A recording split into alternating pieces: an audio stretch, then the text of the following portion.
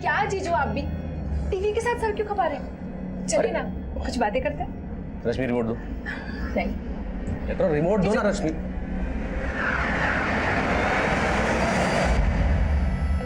Sorry जीजू। Okay. ये क्या कर रही हो तुम? अरे जीजू आप भी बहुत शर्मीले हैं। मुझे पता है कि आप मुझे लाइक करते हैं, लेकिन घबराइए मत, दीदी भी घर पर नहीं है and I won't mind. Stop it. Rashmi क्या बदतमीजी है? अपनी हद में रहा करो तुम। जीजू और सर उसके बाद मैंने सुमन को फोन करके घर बुलाया और सब कुछ बता दिया। मुझे अपने घर में रहने की जगह दी और तुम मेरा ही घर तोड़ रही है।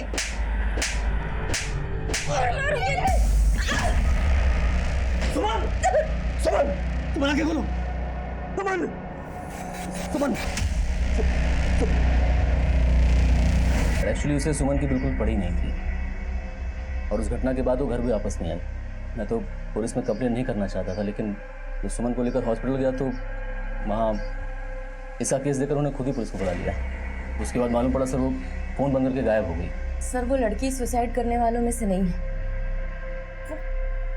वो शायद डर गई है और ये लेटर आपको लिखकर पता नहीं क्या साबित करना चाहती है।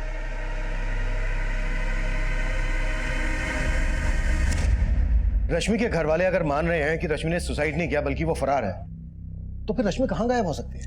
सर लाजवंती गार्डन पुलिस को फिलहाल रश्मि से जुड़ा कोई क्लू तो नहीं मिला है, पर एक इन्फॉर्मेशन मिली है। उनका कहना है कि रश्मि को आखिरी बार उसके सलून की को वर्कर निशा के साथ देखा गया। सलून? रश्मि सलून में काम करती थी? जी हाँ सर, और ये सलून यहाँ वसंत विहार में ही है। वो वहां भी कई दिनों से नहीं गई है। मैं कमिंग सर। सर लाजवंती गार्डन पुलिस से एक नया अपडेट मिला है। नोएडा पुलिस ने उनसे अभी अभी कांटेक्ट किया था। दरअसल नोएडा पुलिस को 5 दिन पहले एक लड़की की लाश मिली थी। सर लाश डिकम्पोज थी। पहले पुलिस को लाश के पास कुछ भी नहीं मिला था, लेकिन बाद में नोएडा पुलिस को वो तालाब के पास एक पर्स मिला था। उस पर्स में रश्मि की आईडी थी। इसका मतलब वो लाश रश्मि की हो सकती है। सर हमने जब इस लड़की का पोस्टमार्टम करवाया तो हमें यह पता चला कि इसकी मौत तकरीबन 5 दिन पहले लंग्स में पानी भरने की वजह से हो गई थी। यानी कि 25 फरवरी को, और हमें वो लेटर भी 25 फरवरी को ही पोस्ट किया गया था। पोस्टमार्टम रिपोर्ट से और कुछ पता चला? हाँ सर, बहुत ही ब्रूटल रेप है सर। लड़की के प्राइवेट पार्ट्स पे इंजरी के कई मार्क्स मिले, लेकिन लाश पानी में होने की वजह से बॉडी से हमें कोई डीएनए सैंपल नहीं मिला सर। उस लेटर में 3 लोगों का नाम मेंशन किया गया, मनोज, रंजीत और चेतन। हो सकता है उन तीनों ने ही रश्मि का रेप किया हो, लेकिन रश्मि के घर वाले इस लेटर पे भरोसा नहीं कर रहे हैं। सर ये चक्कर हमें भी समझ में नहीं आ रहा, क्योंकि उसके घर वालों में से कोई भी लाश की शिनाख्त करने नहीं आया। उनका ये कहना है कि रश्मि से उनका कोई लेना देना नहीं है। What? एक बात और गौर करने वाली है। रश्मि रहती थी लाजवंती गार्डन में, उसका ऑफिस था वसंत विहार में, और उसकी लाश मिली नोएडा में, जबकि उसने लेटर पोस्ट किया वसंत विहार थाने में। इसका मतलब यह है कि रश्मि ने यह तो डिसाइड कर लिया था कि उसे सुसाइड करना है, लेकिन रश्मि सुसाइड करने यहाँ नोएडा क्यों आएगी? रश्मि का वो खत, रश्मि के साथ हुई दरिंदगी और उसकी संदिग्ध मौत के कई राज छुपाए हुए थे। मीडिया ने भी इस केस को काफी सनसनीखेज बना दिया था, क्योंकि रश्मि का रेप हुआ था, और रेप जैसी दुखद घटनाएं हमारे देश और समाज में हमेशा एक संजीदा मुद्दा रहा है। आज के वक्त में रेप जैसे घिनौने अपराध आए दिन हो रहे हैं और पुलिस को अब फिर उस लेटर की सच्चाई पे शक है। पुलिस कश्मकश में है कि नोएडा में मिली लड़की की लाश वाकई रश्मि की थी या किसी और की। पुलिस को कुछ समझ में नहीं आ रहा। भले ही रश्मि के घर वालों ने उस पर अटेम्प्ट टू मर्डर का चार्ज लगाया हो, लेकिन पुलिस को उस लेटर पर ध्यान देना होगा, क्योंकि ये मुद्दा रेप जैसे घिनौने अपराध से जुड़ा है। मीडिया जो सवाल उठा रहा था, हमने उनके उन सवालों के जवाब उन्हें दे दिए थे। बायोमेट्रिक टेस्ट से यह साफ हो गया था कि वो लाश रश्मि की ही थी, और उस खत में जो हैंडराइटिंग थी उसको रश्मि की हैंडराइटिंग से मैच करवाकर हमने ये भी कंफर्म कर लिया था कि वो खत रश्मि ने ही लिखा था। पर रश्मि के खत में 3 नाम थे, मनोज, रंजीत और चेतन, जिन्हें रश्मि ने अपना गुनहगार बताया था। लेकिन रश्मि की बदहाल और संदिग्ध मौत के लिए सिर्फ ये 3 नहीं, कई और लोग भी जिम्मेदार थे। अब यह केस पूरी तरह से हमें सौंप दिया गया था, और हम रश्मि से जुड़े हर इंसान से मिलकर मनोज, रंजीत, चेतन सहित उसकी जिंदगी के हर खलनायक को खोज रहे थे।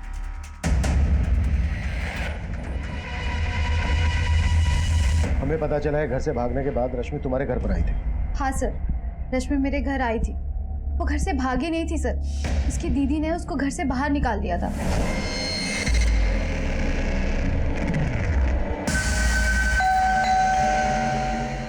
मैं देखती हूँ।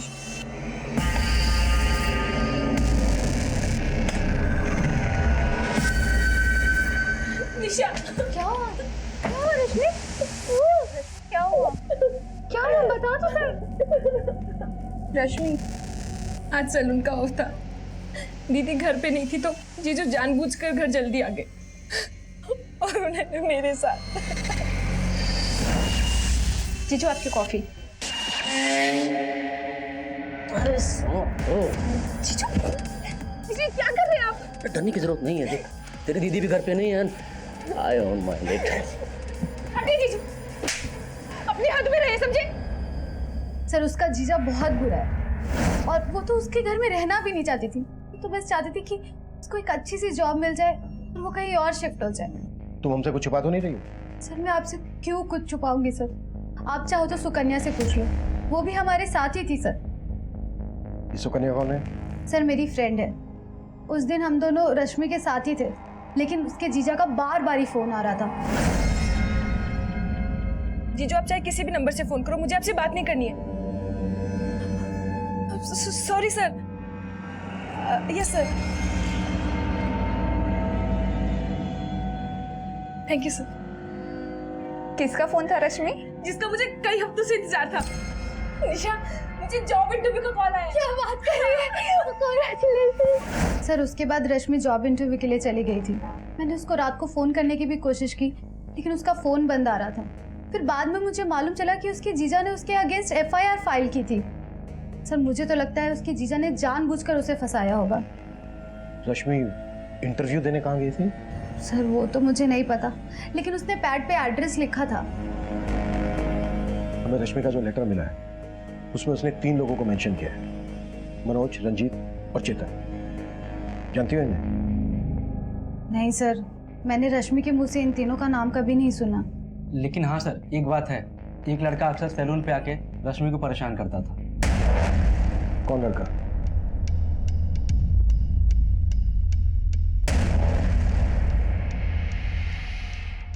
ये जो लड़का CCTV में दिखा है, हो सकता है मनोज, रंजीत और चेतन में से ही कोई हो। इस लड़के के बारे में पता करो और रश्मि के जीजा की भी कुंडली निकालो। हो सकता है रश्मि पर उसकी गंदी नजर और रश्मि के कॉल रिकॉर्ड्स में मौजूद हर नंबर को इन्वेस्टिगेट। समर पर उसे संभाल लिया होता ना तो ये नहीं होता।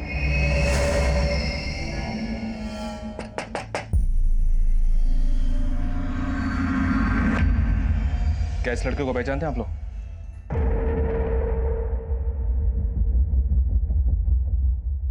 ये तो आदित्य है। आदित्य कौन? साहब ये रोहतक में रहता था। 1 साल पहले जब रश्मि हमारे साथ रहती थी तो ये उसके साथ भागने वाली थी।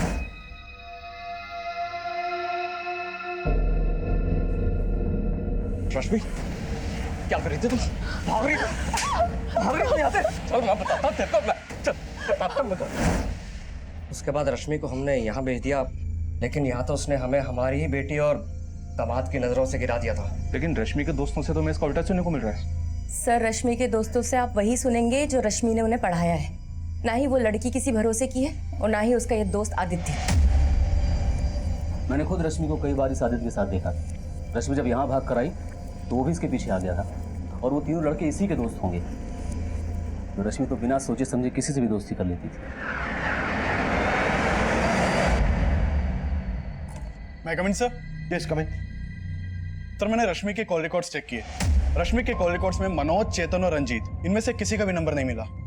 कॉल रिकॉर्ड्स में नहीं मिला है तो रश्मि के गली, मोहल्ले, ऑफिस, हर उस एरिया में इन तीनों के बारे में पता करो जहां पर रश्मि का आना जाना था। Okay sir. सर एक और बात, सर रश्मि के कॉल रिकॉर्ड में एक सस्पिशियस नंबर मिला है। सर रश्मि के नंबर पर आखिरी कॉल इसी नंबर से किया गया था। Sorry sir. Yes sir. Sir ये नंबर एक फेक आईडी से लिया गया था और इस वक्त ये नंबर बंद आ रहा है। मैंने इस नंबर के कॉल रिकॉर्ड भी चेक किए तो मालूम चला कि इस नंबर से सिर्फ एक ही कॉल किया गया, रश्मि को। हो सकता है इस नंबर को इस्तेमाल करने वाला उन्हीं तीनों में से कोई एक। निशा ने बताया था कि रश्मि को आखिरी कॉल जॉब इंटरव्यू के लिए आया था। मुझे जॉब इंटरव्यू का कॉल आया। ऐसा कोई नंबर मिला है जिसने रश्मि को कॉल करके इंटरव्यू के लिए बुलाया हो? नहीं सर, फिलहाल तो ऐसा कोई नंबर नहीं मिला। निशा ने हमें यह भी बताया था कि जब जॉब इंटरव्यू के लिए रश्मि को कॉल आया था तो उसने एड्रेस नोट डाउन किया था। रश्मि के घर से वो नोटपैड लेकर आओ जिस पर रश्मि ने एड्रेस लिखा होगा। Okay sir. मैं कम इन सर? यस कम इन। सर पूछताछ में पता चला है सैलून और घर के अलावा रश्मि का इकबाल नाम के आदमी के घर पे आना जाना था और रश्मि उससे ट्यूशन भी ले रही थी। ट्यूशन? रश्मि जॉब के साथ साथ पढ़ाई भी कर रही थी? नहीं सर, ये तो पता नहीं चला। तो फिर रश्मि इकबाल से किस चीज का ट्यूशन ले रही थी?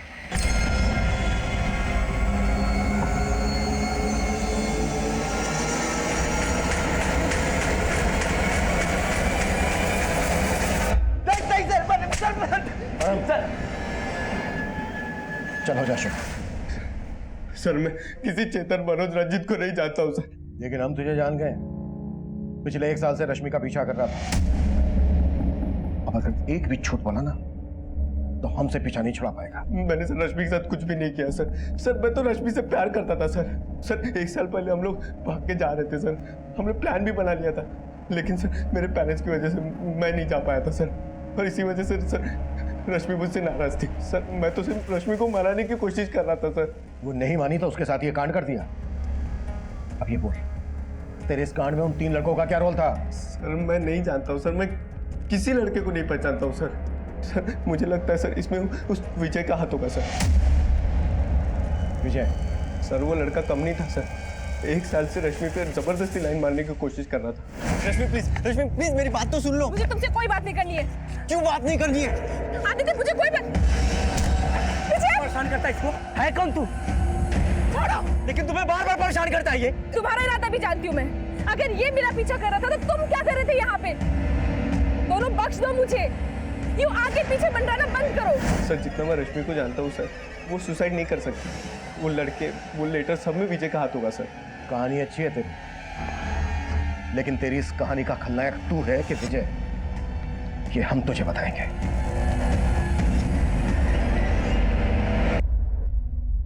थैंक्स निशा, तुमने वो सब बातें पुलिस को नहीं बताई, वरना उनको गलतफहमी हो जाती। गलतफहमी तो तुम्हें थी कि रश्मि तुम्हारी हो जाएगी। पता नहीं तुम सच कह रहे हो या एनीवेज, मैं हूँ तो तुम्हें टेंशन लेने की कोई जरूरत नहीं। I am always with you.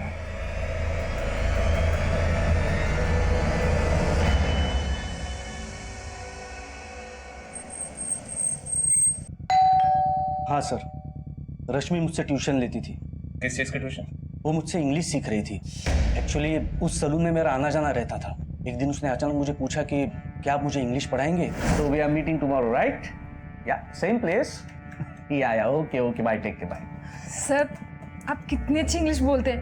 मुझे भी ना अच्छे से इंग्लिश बोलना सीखना है। आप मुझे सिखाएंगे?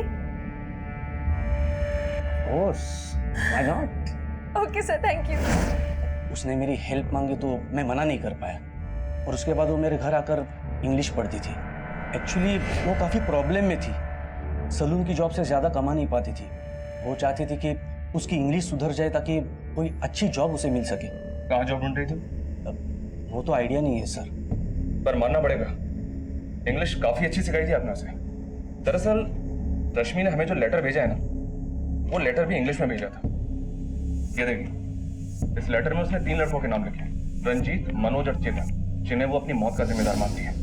क्या रश्मि ने कभी आपसे इन 3 लड़कों के बारे में कुछ जिक्र किया था? नहीं सर, इनके बारे में तो कुछ नहीं बताया, पर आई डाउट कि ये लेटर रश्मि ने लिखा है। आई मीन रश्मि इंग्लिश सीख जरूर रही थी, लेकिन उसकी इंग्लिश इतनी भी अच्छी नहीं थी जितनी कि इस लेटर में लिखी हुई है। तो इकबाल ये बोल रहा है कि रश्मि की इंग्लिश इतनी अच्छी नहीं थी जितनी अच्छी इंग्लिश लेटर में लिखी गई है। पर हमने तो लेटर की हैंडराइटिंग रश्मि की हैंडराइटिंग से मैच करवाई है। हो सकता है सर इकबाल हमसे झूठ बोल रहा हूँ। पर इकबाल किस मकसद से झूठ बोलेगा? चलो एक बार को हम मान लेते हैं कि इकबाल जो बोल रहा है वो बिल्कुल सही है, रश्मि की इंग्लिश इतनी अच्छी नहीं थी। पर यह भी तो हो सकता है कि रश्मि को मजबूर करके ये लेटर लिखवाया गया, उसको गुमराह किया गया। रश्मि को पता ही नहीं हो कि वो लेटर में जो लिख रही है उसका मतलब क्या है। सर रश्मि के बैकग्राउंड से अब तक हमें रंजीत, मनोज और चेतन के कोई क्लू नहीं मिले। इसका मतलब साफ है कि रश्मि के साथ रेप किसी और ने किया है और उससे जबरदस्ती वो लेटर लिखवा कर हमें मुद्दे से भटकाने की कोशिश की गई है। होने को तो कुछ भी हो सकता है शर्मा। इस लिहाज से हर वो आदमी हमारा सस्पेक्ट है जो अब तक हमारी रडार में आया है।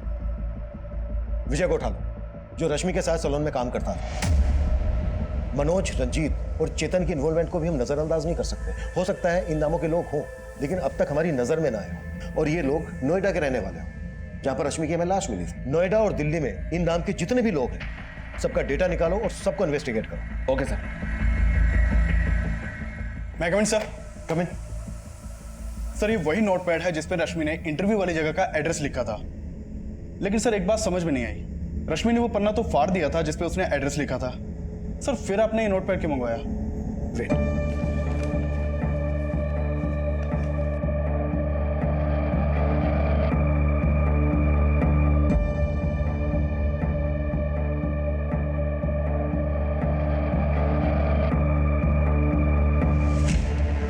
प्रशांत टावर, वसंत कुंज, सी ब्लॉक। अब समझ में आया नोटपैड मैंने क्यों मंगवाया था? जी सर।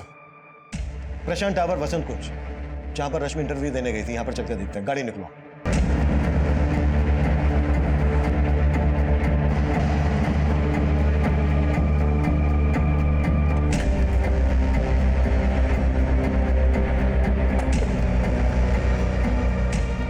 सर ये प्रशांत टावर तो अंडर कंस्ट्रक्शन साइट है, यहाँ कोई इंटरव्यू के लिए कैसे आ सकता है? पर किसी को यहाँ रेप और मर्डर करने के लिए तो लाया जा सकता है।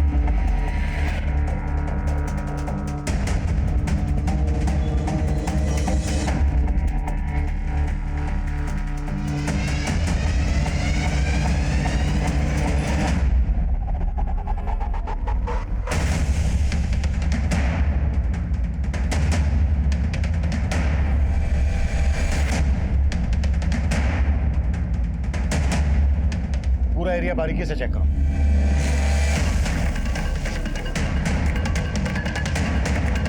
Sir button.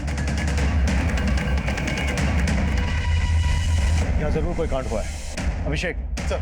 फॉरेंसिक टीम बुलाओ तुरंत और पता करो ये जगह किसकी है और यहाँ किन किन लोगों का आना जाना है। सर। हाँ सर, मैं मानता हूँ कि मैं रश्मि को पसंद करता था, लेकिन ऐसा मैंने कुछ भी नहीं किया है। हम भी मानते हैं कि सबसे पहले तूने हमें आदित्य के बारे में बताया था, लेकिन तूने ये नहीं बताया था कि सिर्फ आदित्य का और रश्मि का ही नहीं, बल्कि तेरा और आदित्य का भी झगड़ा था। नहीं सर, आदित्य से मेरा कोई झगड़ा नहीं था। मैं उस लड़के से सिर्फ रश्मि को प्रोटेक्ट करने की कोशिश करता था। लेकिन अब तुझे हमसे कोई प्रोटेक्ट नहीं कर पाएगा। देख विजय, बोल दे, रश्मि ने वो सुसाइड लेटर क्यों लिखा था और लेटर में लिखे रंजीत, मनोज और चेतन के साथ तेरा क्या कनेक्शन है? चल बोल। भगवान कसम सर, मेरा किसी के साथ कोई कनेक्शन नहीं, लेकिन हाँ, रंजीत नाम के एक आदमी को मैं जानता हूँ, जिसे रश्मि भी जानती थी। किसकी बात कर रहा है तू? सर, हमारे सैलून के पास में ही रंजीत की शॉप है। तो उस रंजीत के बारे में तूने हमें पहले क्यों नहीं बताया? क्योंकि सर हम लोग उसे रिंकू नाम से बुलाते थे, लेकिन कल ही मुझे पता चला कि उसका पूरा नाम रंजीत है। सर, ये पास की बिल्डिंग का गार्ड है। इसका कहना है कुछ दिन पहले इस बिल्डिंग में एक सिक्योरिटी गार्ड ड्यूटी पर था। हाँ साहब, सुनील नाम है साहब उसका। कई दिनों से वो दिखाई भी नहीं दे रहा। मैंने उसको फ़ोन भी लगाया लेकिन फ़ोन बंद आ रहा है साहब। उस गार्ड का नंबर ले लो इससे। अभिषेक सर। उस गार्ड सुनील की कुंडली निकालो। वो कहाँ का है, कहाँ गायब है? हो सकता है यहाँ हुए कांड में उसका हाथ हो, इसलिए गायब है। सर। अबे जो पूछा उसका जवाब दे, बोल। साहब, मेरा नाम रंजीत है, तो क्या मैं क्रिमिनल हो गया? साहब, वो लड़का मुझे बेकार में ही फंसा रहा है। उसको जाने दे। तू ये बता कि मनोज और चेतन से तेरा क्या कनेक्शन है? क्या लगते हैं तेरे? हाँ? सर, मनोज तो मेरे मामा का नाम है, और जैसा आप सोच रहे हैं वैसा कुछ भी नहीं है। अगर कुछ नहीं है तो ठीक है, लेकिन हमें बाद में पता चला ना कि तूने अपने मामा और किसी चेतन के साथ मिलकर कांड किया है, तो फिर बोलने का भूल जाइए।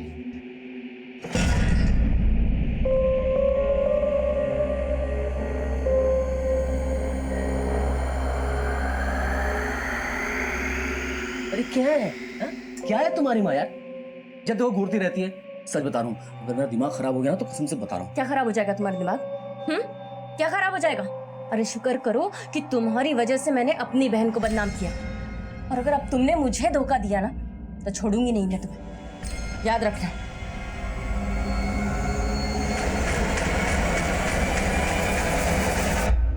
सर, प्रशांत टावर के सिक्योरिटी गार्ड सुनील की फोटो है।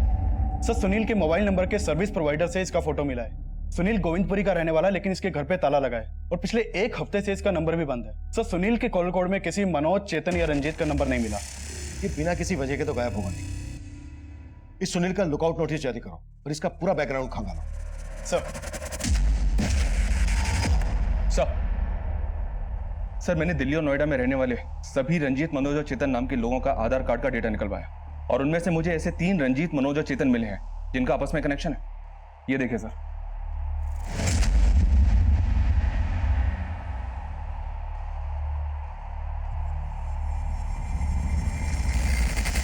सर ये तीनों हिस्ट्री शीटर हैं। इन तीनों ने मिलकर रंजीत की बहन के लवर मुकेश का मर्डर किया था, लेकिन सबूत की कमी की वजह से कोर्ट ने इन तीनों को सिर्फ 4 साल की सजा सुनाई थी। 1 साल पहले तक ये तीनों तिहाड़ जेल में थे। पता चला है कि वहां से निकलने के बाद इन तीनों ने अपना खुद का एक गैंग बना लिया।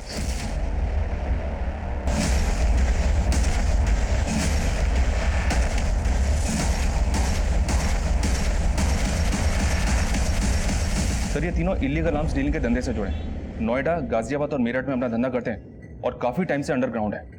और रश्मि की लाश मिली थी हमें नोएडा में। हो सकता है इन तीनों की रश्मि पर गंदी नजर रही हो और इन तीनों ने ही रश्मि का रेप किया। अपने खबरियों को अलर्ट करो, इन तीनों की एक एक डिटेल निकालो। ये तीनों मुझे जल्द से जल्द अंदर चाहिए। Okay sir. भैया कमिन सर। कमिन। सर अभी रश्मि की माँ का फ़ोन आया था। उसने रश्मि के जीजा से जुड़ी कई बातें बताई। हमने उसकी कॉल डिटेल्स चेक की, उसमें 2 से 3 प्रोस्टिट्यूट के नंबर्स भी मिले हैं। अरे साहब मैंने किया क्या है साहब? मुझे मार क्यों रहे हो साहब? आखिर मैंने किया क्या साहब? सब बता था। इस बात का अंदाजा मैं पहले से ही था कि रश्मि के ऊपर तेरी बुरी नजर होगी। तेरी बीवी और ससुर ने तेरे पक्ष में बोला, लेकिन रश्मि की माँ ने हमें सब कुछ बता दिया, सब कुछ। अरे सर वो अपनी बेटी की प्यार में पागल है सर, उसे नहीं पता रश्मि कैसी थी।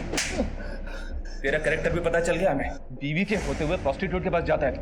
तेरे कॉल रिकॉर्ड से पता किया हमने। अब अगर तूने और झूठ बोला ना तो उल्टा लटका के मारूंगा तुझे। सर मैं मानता हूँ कि रश्मि मुझे पसंद थी और उस दिन मैंने ही रश्मि के साथ। जीजू आपकी कॉफी।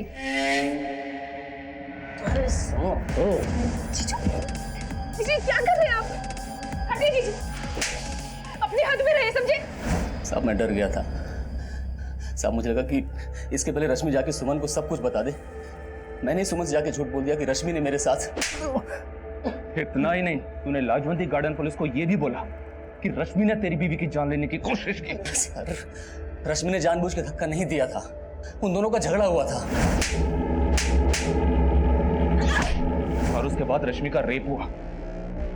शायद तूने ही उसे मजबूर किया सुसाइड करने के लिए, या उसका मर्डर किया। अरे सर मैं क्यों करूंगा ऐसा साहब? तो रंजीत, मनोज और चेतन से करवाया तूने? बोल। साहब मैं इन तीनों को जानता तक नहीं। कह रहा हूं कि मैंने कुछ नहीं किया। मुझे जितना पता था मैंने आपको सब कुछ बता दिया साहब, मेरा विश्वास कीजिए। रश्मि का जीजा माधव इस केस का शातिर खिलाड़ी था जो कुछ भी कर सकता था, लेकिन अब तक माधव अपने इस बयान पर अडिग था कि रश्मि की हुई संदिग्ध मौत और रेप में उसका कोई हाथ नहीं है। माधव के अलावा आदित्य और विजय भी हमारी रडार पर थे।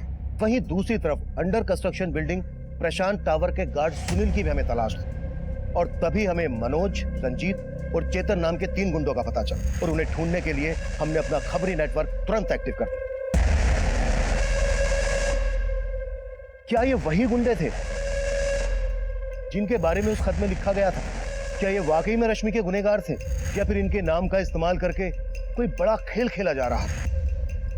ये कुछ ऐसे सवाल थे जो इस केस में उठ रहे थे और हर मोड़ पर एक नया खुलासा हो रहा था। सर ये रश्मि का ट्यूशन टीचर इकबाल तो बहुत पहुंची चीज निकला।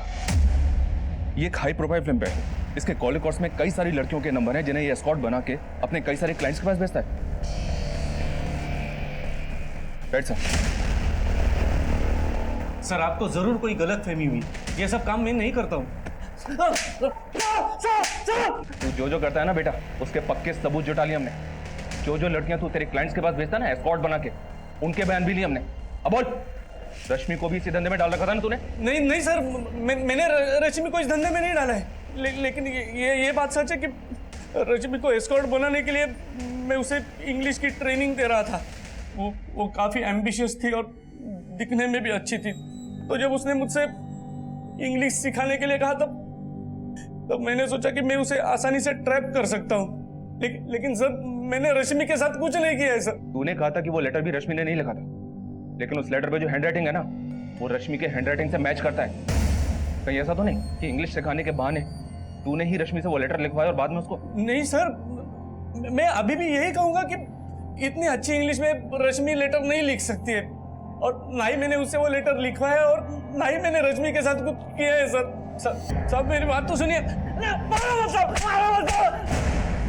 ये इकबाल एस्कॉर्ट सप्लाई का काम करता है। इसका मनोज, रंजीत और चेतन से पक्का कनेक्शन होगा और आई एम श्योर रश्मि को जॉब इंटरव्यू का झांसा देकर इसी ने बुलाया हो, जहां पर मनोज, रंजीत और चेतन ने रश्मि का रेप किया हो। ये इतनी आसानी से नहीं बोलेगा, तभी इससे कुटाई करो इसकी। Okay sir. हाँ अभिषेक, सर प्रशांत टावर के गार्ड सुनील का एक गांव वाला खानपुर में रह सकता है। हो सकता है सुनील वहां मिल जाए। उठा लाओ।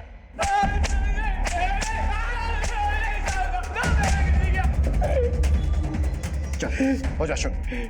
साहब मैं किसी मनोज, चेतन और रंजीत को नहीं जानता साहब। कुछ नहीं किया तो फिर भागा क्यों था? वो साहब न्यूज पढ़ा था इसका रेप हुआ है और 4 दिन पहले ही वो हमारी बिल्डिंग में आई थी, तो साहब मैं डर गया इसलिए भाग गया था साहब। तू भागा इसलिए था क्योंकि उसके रेप में तू भी इन्वॉल्व है। साहब मैंने कुछ नहीं किया साहब, वो लड़का है वो उसने कुछ किया होगा साहब। उसको कौन लड़का? साहब उसको मैं नहीं जानता साहब, वो थोड़े दिन पहले ही मुझे मिला था साहब। उस लड़के ने मुझे पैसे दिए थे और बोला था वो लड़की लेके आएगा, तो साहब मैं लालच में आ गया और मैंने हाँ कर दिया और अगले दिन ही साहब वो वहाँ पर आया और उसके साथ एक लड़की और एक लड़का था साहब। वो दोनों लड़के इनमें से कौन थे? इकबाल, विजय, माधव, आदित्य, मनोज, रंजीत, चेतन, कौन थे वो दोनों इनमें से? साहब मैं उसको बहुत अच्छे तरह से पहचानता हूँ साहब, और इनमें से वो कोई भी नहीं था। और साहब दूसरा लड़का उसको तो मैंने देखा भी नहीं था साहब। जिस लड़के ने तुझे पैसे दिए थे उसका स्केच बनवा सकता है? जी साहब।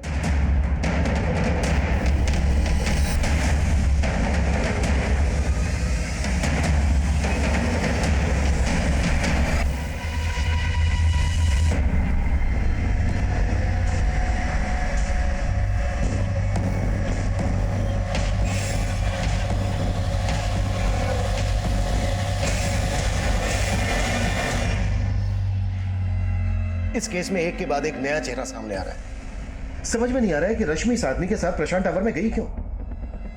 वो लेटर, रश्मि का रेप और मौत, इसके पीछे कोई बड़ी कहानी है जो हमारी समझ में नहीं आ रही है। इस केस को क्रैक करने के लिए मनोज, रंजीत और चेतन का मिलना हमारे लिए बहुत जरूरी है। और हो सकता है इस आदमी के साथ जो दूसरा लड़का था ना, वो इन तीनों में से कोई एक हो।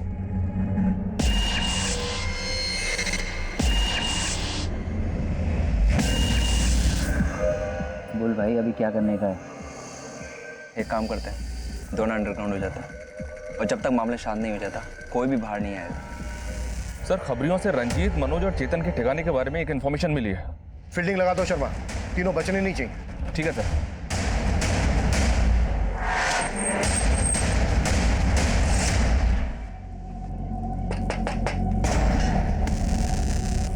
आवाज कम करना।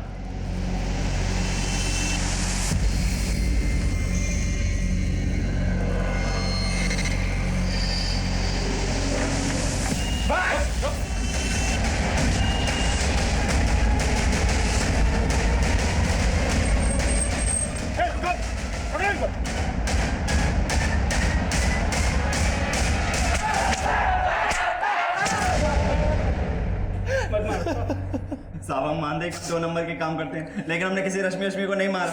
हम तो जानते तक नहीं उस लड़की को। हाँ साहब, जब से मीडिया में हमारा नाम उछला है हम खुद परेशान हैं। आखिर उस लड़की ने अपने खत में हमारा नाम क्यों लिखा? देखो अब तुम यहाँ से बाहर नहीं जाने वाले हो, इसलिए जो भी सच है बोल दो। हम कह रहे हैं हमने कुछ नहीं किया उस लड़की के साथ। सिर्फ तुम लोगों ने ही नहीं, बल्कि ये भी था तुम लोगों के साथ।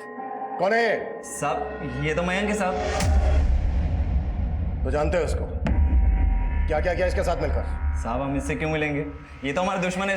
हाँ साहब, इसके साथ तो हमारा 36 का आंकड़ा है। पक्का इसी ने हमारा नाम उछाला होगा इस केस में। जब तक ये सच ना हुए तब ऐसे कुटाई करेंगे।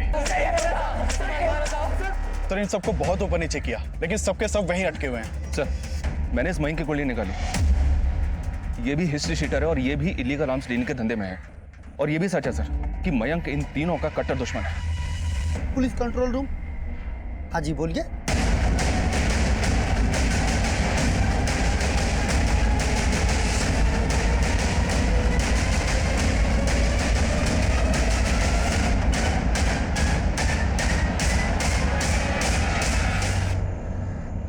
आसपास देखो कुछ मिलता है क्या? ये वाकई में बहुत बड़ा गेम है। उस गार्ड सुनील ने हमें बताया था कि रश्मि और मयंक के साथ कोई दूसरा लड़का भी था। हो सकता है ये सब उस दूसरे लड़के ने किया, मनोज, रंजीत और चेतन को फंसाने के लिए। पर वो दूसरा लड़का कौन हो सकता है सर? इकबाल, विजय, माधव और आदित्य हमारे सस्पेक्ट हैं।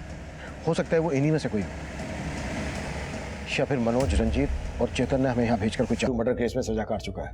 हमें जहाँ मयंक की लाश मिली वहां तेरा फोन एक्टिव था।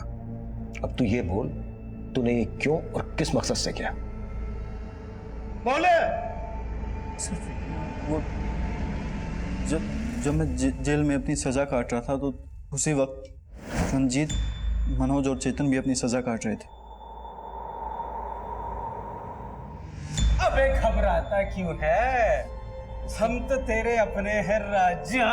सर मैंने कई बार जेल में उनकी शिकायत भी की, लेकिन वो तीनों किसी से नहीं डरते थे। उन्होंने मेरा वहाँ पे जीना नर्क से भी बदतर कर दिया था। मेरे रिहा होने से 6 महीने पहले ही वो लोग रिहा हो गए थे। उसके बाद भी उनकी ज़्यादतियाँ मुझे सोने नहीं देती थी। मैं उनसे बदला लेना चाहता था, लेकिन कैसे, ये मेरी समझ में नहीं आ रहा था। और जब मुझे पता चला कि मयंक नाम के क्रिमिनल के साथ उनका 36 का आंकड़ा है, तो मैं मयंक से मिला। तो उन भूतनी वालों ने तेरा रेपा? तू भी बदला लेना चाहता है ना उनसे, तो हाथ क्यों नहीं मिला लेता मेरे से? हाथ मिला के क्या करेगा? क्या उखाड़ लेगा तू उनका? एक प्लान है मेरे पास। सर मैं उनको रेप केस में अंदर करवाना चाहता था, ताकि वो लोग भी वही टॉर्चर सहन करें जो उन्होंने मेरे साथ किया था। सर रश्मि निशा की दोस्त थी। मैं जब भी रश्मि को मिलती निशा के साथ, तो वो उसको अपने प्रॉब्लम शेयर किया करती थी। वो अपने जीजा और एक्स बॉयफ्रेंड से तंग आ चुकी थी, और वो एक नई जॉब के लिए भी डेस्परेट थी, ताकि वो अपनी बड़ी बहन और जीजा का घर छोड़कर जा सके और अलग रह सके। और इसी चीज़ का सर हमने फ़ायदा उठाया। मैंने सुकन्या से उसका नंबर लिया और उसे कॉल की, और सर मैंने उससे कहा कि मैं एक रियल एस्टेट कंपनी में मैनेजर हूँ और हमें एक एग्जीक्यूटिव की तलाश है जो हमारे क्लाइंट्स को फ्लैट्स वगैरह दिखा सके। सर फिर इंटरव्यू के बाद डेमो के बहाने हम उसे प्रशांत टावर ले गए। सर कंस्ट्रक्शन 6 महीने में कंप्लीट हो जाएगा और फिर उसके बाद आपको पोजीशन मिल जाएगा। वाह, गुड रश्मि, लेकिन तुमने तो कहा था कि तुम्हें इंग्लिश में बात करनी नहीं आती। सर सच बताऊं तो मुझे इंग्लिश अच्छे से नहीं आती है, लेकिन अभी मैं सीख रही हूँ। इंग्लिश में लिख तो सकती हो ना? जी सर। रश्मि ये लेटर लिखो, और उसे मिसगाइड करके उससे वो लेटर लिखवाया। उसके बाद हमने उसे नोएडा के तालाब में डंप कर दिया और उसका बैग और बाकी सामान वहीं फेंक दिया। सर हमने इसलिए वहाँ पे उसको डंप किया था क्योंकि मुझे पता था रंजीत, मनोज और चेतन उसी एरिया में धंधा करते हैं, और फिर सुकन्या ने वो लेटर पोस्ट कर दिया। प्रशांत टावर में हमें शराब की कुछ खाली बोतलें और कॉन्डोम्स के पैकेट मिले। वो वहाँ कैसे पहुँचे? वो मुझे नहीं पता सर, क्योंकि जब हम वहाँ पहुँचे तो वो चीज़ें वहाँ पर पहले से ही थी। मयंक ने तो सब में तेरा साथ दिया था ना, मयंक को क्यों मारा? सर क्योंकि आप लोग उसके पीछे पड़ गए थे, और मुझे डर था कि अगर वो पकड़ा जाता तो फिर हम दोनों भी फंस जाते, इसलिए मैंने मयंक को मार दिया सर।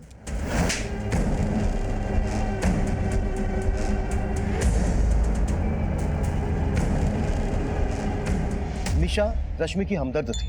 रश्मि निशा के साथ अपनी सारी परेशानियां शेयर करती थी, लेकिन उसकी इन परेशानियों का फायदा उठाकर सुकन्या ने अपने क्रिमिनल भाई के साथ मिलकर उसके साथ इतना बड़ा छल किया कि उसके सारे सपने, सारी उम्मीदें उसकी मौत के साथ धराशायी हो गई। एक लड़की ने अपने क्रिमिनल भाई का बदला लेने के लिए रश्मि को मोहरा बनाया, वहीं रश्मि की सगी बहन ने अपने पति की घिनौनी हरकतों का साथ देकर रश्मि को एकदम से पराया कर दिया। रश्मि को पहले से ही माधव के जुल्मों की दस्तक मिल रही थी। अगर उसने अपने दोस्तों के साथ साथ पुलिस से भी अपना दर्द शेयर किया होता तो शायद उसको इस तरह से मोहरा नहीं बनाया गया होता। अब मैं सीनियर इंस्पेक्टर अभिमन्यु जिंदल आप लोगों से विदा लेता हूं। आपसे फिर मुलाकात होगी एक नए केस के साथ। देखते रहिए क्राइम पेट्रोल 10।